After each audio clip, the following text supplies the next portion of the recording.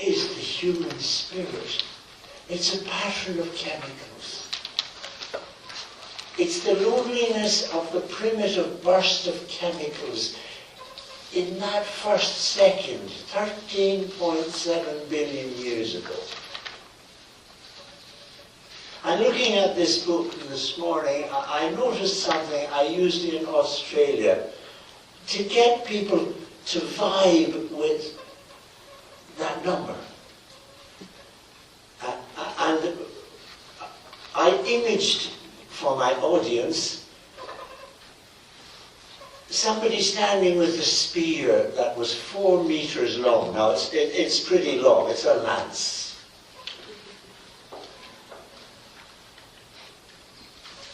Now let each meter represent 1,000 years.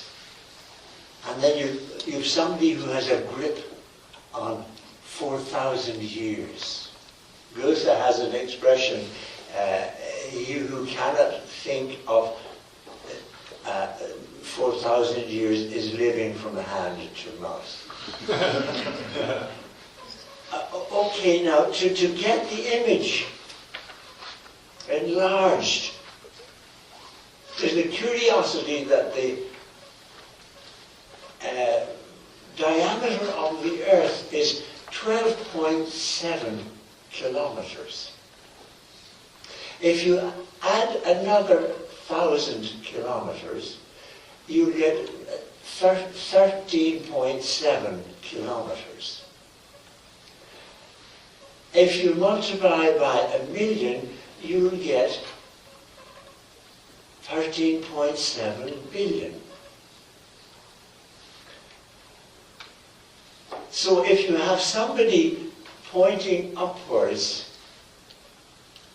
or no, pointing back through the diameter of the Earth, add another 1,000 kilometers to the diameter,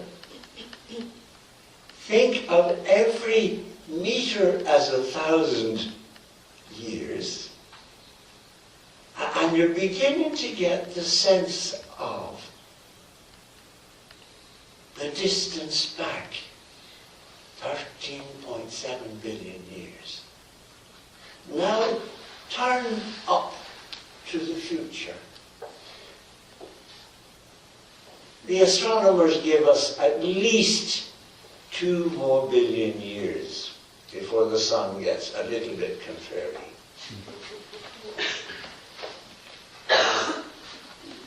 Here we are after 7 million years, beginning as children to talk to ourselves as children. We haven't vibed with the loneliness of chemistry properly yet. I mentioned that line in Insight, which is quite remarkable, where Lonergan talks about the zeal of the cosmos, the primitive chemicals on the road, in the spirit, driving forward to the neurodynamics of the gorilla in the mist, and us gorillas in the mystery. When did you last speak? Where the speech comes all the way up.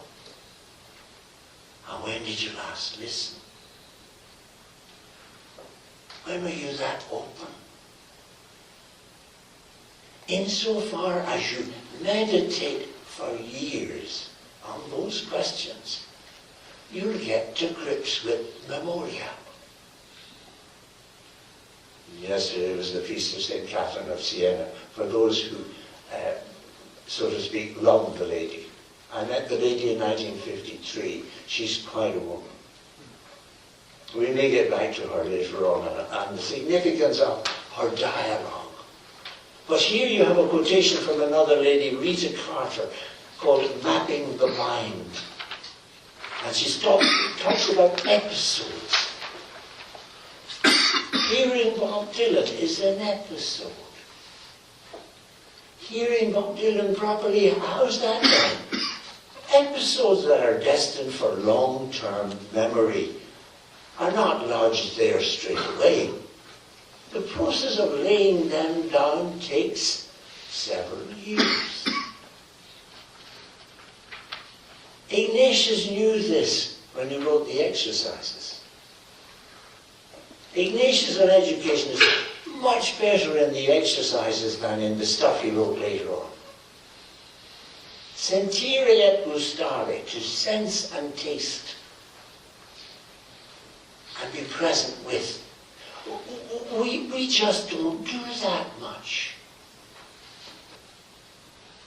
The problem we have in theology is the contemplative tradition known as cataphatic. There's a tremendous push towards the Oriental.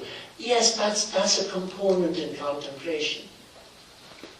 But the central piece needed for the next millennium is the what question. Who the hell are our lovers?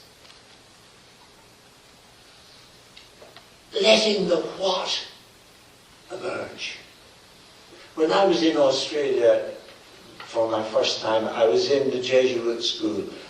But I went into the odd class by invitation. I said, I'm available if you want me. And it was a wonderful experience. I'd never taught in elementary school before.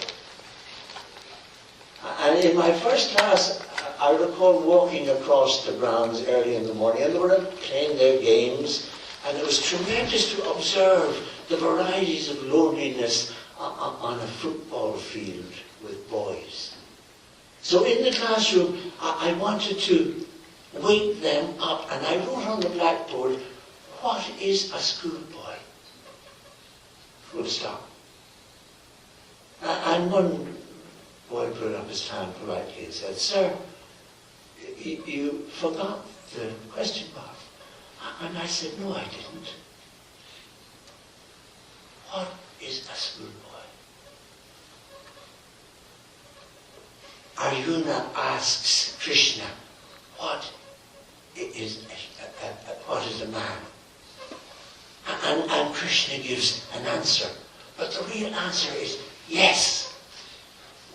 What is a woman? And I appealed to their interest in soccer, in games. And I got into the stance of a goalkeeper awaiting a penalty shot. The what question isn't here. The what question is this horse of a goalkeeper ready to transform